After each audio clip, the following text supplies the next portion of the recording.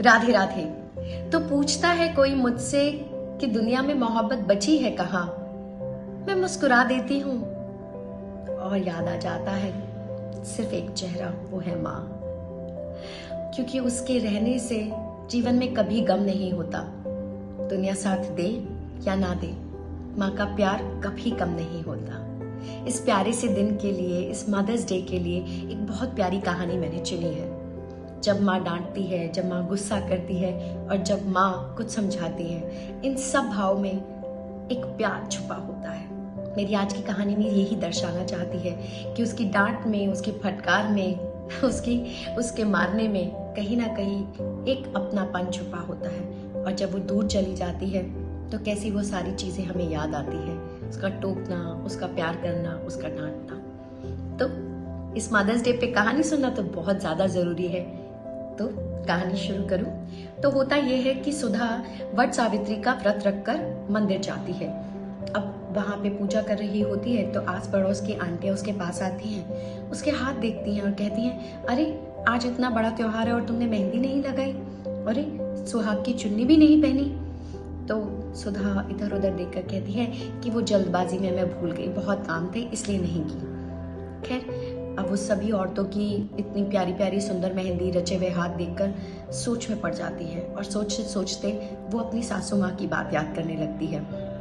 क्योंकि जब भी वट सावित्री का व्रत आता तो उसकी सास पहले से ही कहने लग जाती कि बहू, त्योहार का दिन है, ऐसे हाथ नहीं होने चाहिए, त्योहारों में सुंदर सी मेहंदी लगाओ। और तुम्हारे समय पे तो ये इतनी आसानी से कीप बनी हुई मिल जाती है, तुम तो आराम से लगा सकती हो। हमारे समय में तो छानना पड़ता था, फिर लगाना पड़ता था, कीप बनानी लग पड़ती थी, बहुत काम होते थे। तुम चिंता मत करो, चाय वाय मैं बना दूंगी, पर तुम जरूर लगा लो। अब सुधा उस समय तो यही सोचती कि ये क्या, मेहंदी लगा लो, घर का काम कौन करेगा। लेकिन जब सुबह अपने सुंदर हाथ, रचे हुए हाथ देखती तो बहुत खुश हो जाती। जब मोहल्ले की औरतें तारीफ करती तो और उसे अच्छा लगता। लेकिन आज उसका मन दुखी था क्योंकि उसके सोने हाथ थे और सभी औरतों के रची हुई मेहंदी थी। खैर, वो घर पहुंची। अब घर पहुंचे उसका बेटा बोलता है कि माँ बहुत भूख लगी है, कुछ खाने को दो। तो सुधा कहती है कि जाकर तू बिस्किट खा ले। अब उसका जो बेटा है वो कहता है कि तुम हमेशा मुझे बिस्किट ही देती रहती हो, जब दादी थी तब तुम मठरी देती थी और लड्डू देती थी, इतना अच्छा अचार देती थी, वो क्यों नहीं बनाती। अब उसकी माँ जो होती है सुधा, वो फिर सोचने लग जाती है कि कैसे पहले मैं गुस्सा हो जाती थी अपनी सास पर कि सब कुछ तो रेडीमेड मिलता है, घर में क्यों बनाना।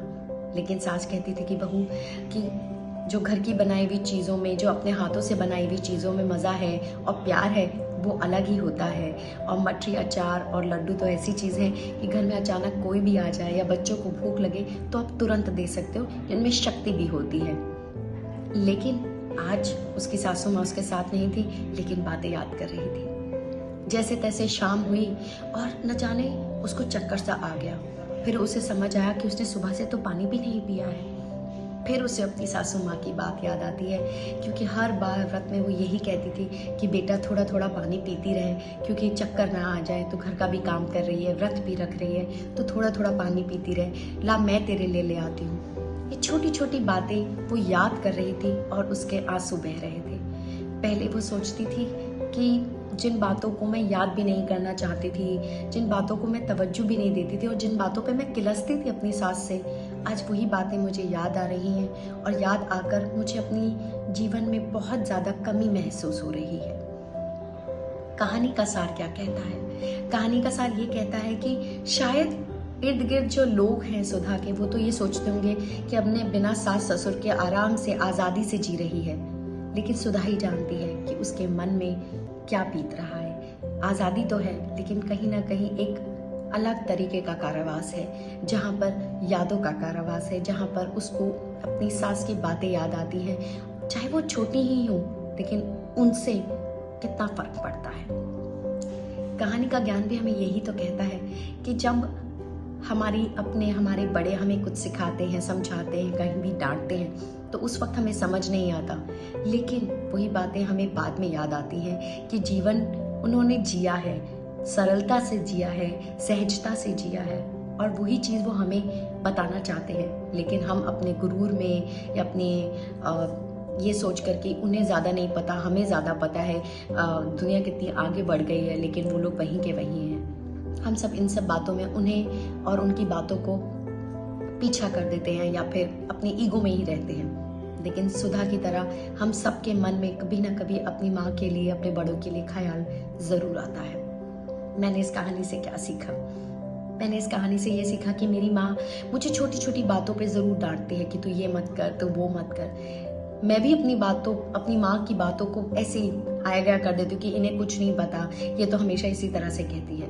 लेकिन इस कहानी को सुनने के बाद में मैं सोच में पड़ गई कि सच में मेरी माँ मुझसे कहती है कि अच्छे से थोड़ा सा घी खा लिया कर, क्योंकि घुटनों में अपने ये जो हमारी हड्डियां होती है उससे मजबूत होती हैं। थोड़ा लड्डू खा लिया कर, क्योंकि इसमें जान होती है। डॉक्टर अगर मना कर देंगे बाद में, अगर बूढ़े हो जाओगे तो अब नहीं खा पाओगे, अभी ही खा लो।